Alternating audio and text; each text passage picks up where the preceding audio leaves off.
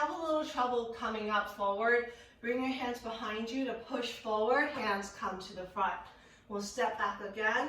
We do this a lot, lower, chest up, and bring it back. Let's come back to a seated position, so you can just simply crisscross your ankle and come on down. Leg straight. We'll bring the right foot into our inner thigh. This is called Janu Shirshasana A, knee and head pose. Twist the navel toward the left. Exhale, we want to crawl forward. I really love this transition because it takes the emphasis out of the shoulders and really lengthen from the trunk of the body. So then, depending on your end range, you can grab your foot, your shin, whatever works. Just as long as you're lengthening through your torso.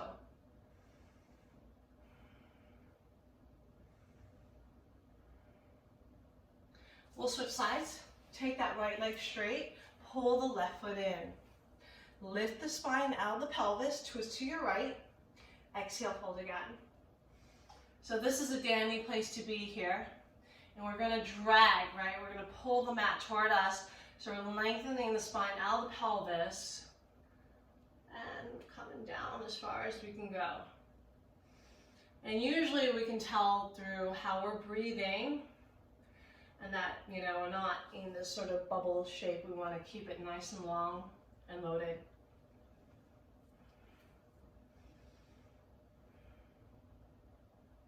Inhale, sit up. Let's do a counter pose. So that was external rotation.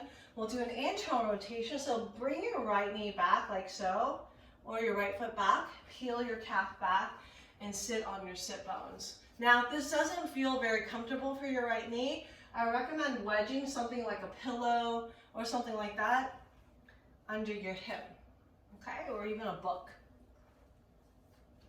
We'll sit nice and tall again and walk forward. If reaching for your foot feels accessible, then go for that. Inhale, sit up. Now, we're going to recline here. So walk the left foot in, tuck the tailbone, and just go as far back as you can. You may be able to drop down onto your elbows, maybe not. That's okay, you can stay on your hands. If you want to go a little bit deeper and it feels okay to do so, you can lower the head, slide your shoulders down. Then grab onto opposite arms here. I like to press into my left foot to deepen the stretch here. Breath in and breath out. Breath in, breath out. Breath in, breath out. One more time, breath in and breath out. Let's come back onto our forearms, bring yourselves up. Let's go ahead and switch sides. We'll bring that left knee down, peel that calf out. Find our sit bones. So again, just put something underneath your right hip if you feel rather lopsided, and we're starting to come forward. Really good hip and hamstring opening stuff here. Good stuff for our knees, right? So we're getting some of that tightness out of our quads in just a second. Lock your hands in. And let's start to recline. So walk your foot in. So recline position might just be this, right? We might just feel it already, right? Otherwise, you can go a little bit deeper. Now, if you want to go even deeper, head down, slide onto the ground. Okay, so now we want to press into that right foot to leverage the stretch on the left. And grab onto opposite elbows here. And breathe deeply. Now, if your knee comes up, just gently move it toward the ground. And don't worry if your knee doesn't come all the way to the ground. Just make sure you're not in any sort of like instinctive discomfort.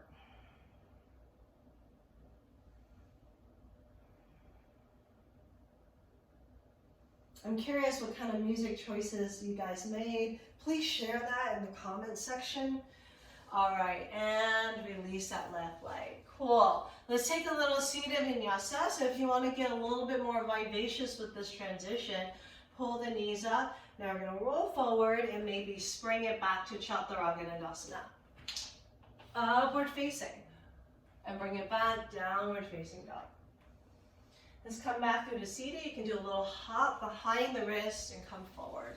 Left leg is straight. We'll pull the right knee up. Right hand comes behind us. Left arm, take it up. Exhale, swing your left elbow to the outside of your right thigh. Now we want to push that right leg against the arm. So really working on twisting the chest toward the right. You can stay here or grab a hold of the blade edge of your foot for a bind. And of course, if it feels a little bit more comfortable for you to take a full bind, you may do so. You want to anchor into this left leg. And release. Let's do the other side. Right leg is straight. Pull that left knee up. Left hand behind you. Let's reach that right arm up. You can even stand on this foot here, which is kind of cool. Hook the elbow. So let's just start there. Press that left knee against the arm so you get that nice twist. You can either stay here. If it's accessible for you to grab the blade edge, you can go there. If you have the range, you may take it into that full bind.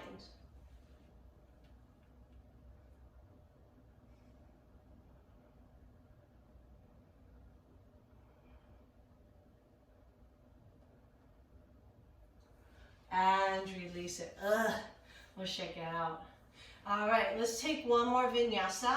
Again, you may step or jump or use your hands behind you to push forward. That transition is tricky. Right, we're low to the ground.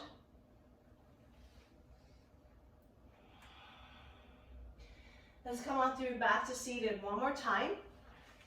Baddha Konasana, one of my favorites. Let's interlock the fingers and place them underneath the feet against the blade edge. Wing your knees down, shoulders back, and let's rotate the head. Ooh.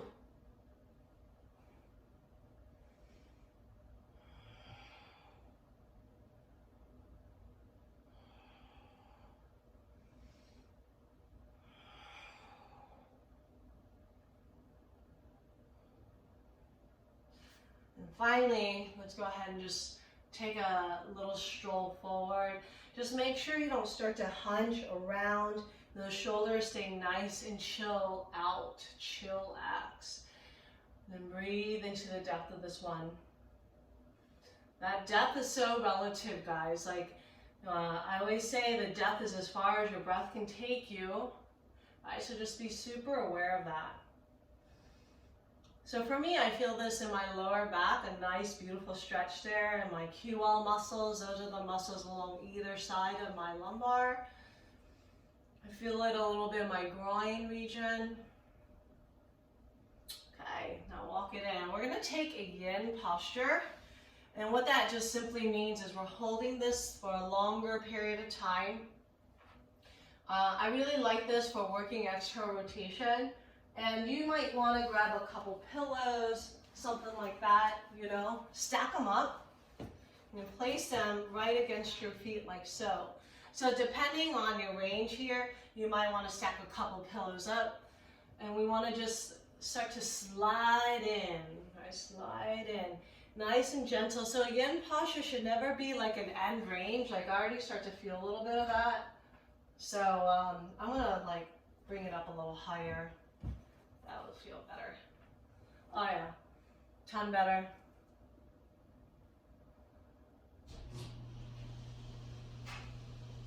Oh, I could stay here forever. But for the sake of this video, I won't. Feel free to stay here for a few extra minutes. I highly, highly, highly, highly recommend it. Especially if you're really working on that external rotation and just releasing some lower back tension there.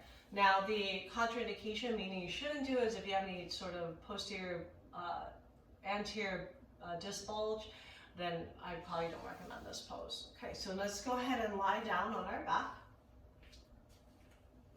for a bridge pose. We'll set the feet down about hip width and slightly forward of the knees. Now, let's press the lower back down into the ground. Peel the hips up, interlock the hands underneath you. We'll draw those shoulder blades together as best we can.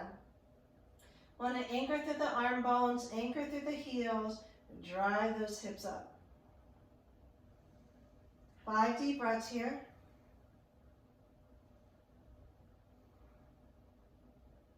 We'll untuck the shoulders, 1 vertebra at a time, lower it back down, or the best we can with that.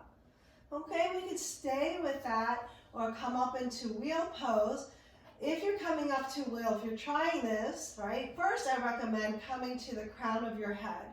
So we want to still pull the lower back into the ground, hips come up, then see if we can even lift to the crown of our head, right? So just make sure you're nice and buoyant here. If you're feeling good, straighten those arms, push out the lats here.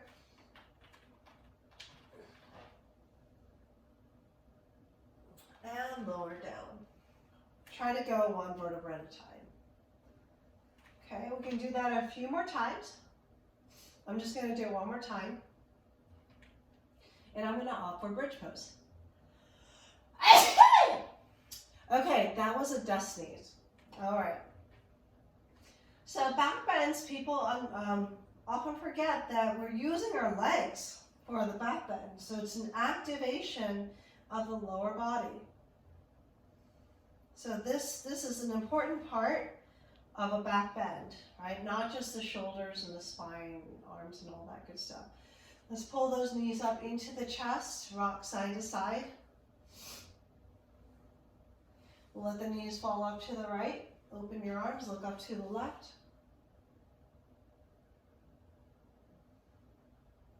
And we'll switch sides.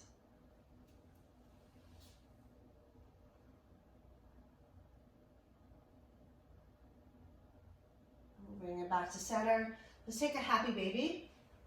Knees go wide, rocking side to side. Maybe your knees touch down, maybe they don't, whatevs. Pull the knees up into the chest. Let's rock it forward to seated. Make our way back to downward facing dog. Yep, no vinyasa there. We'll take that right leg up again. Pull the right knee to the right wrist. We want to kick the foot out to the left. Now, if you have a knee issue, I'll show you another option here. You want to slide those hips back as much as possible and then lengthen the spine forward.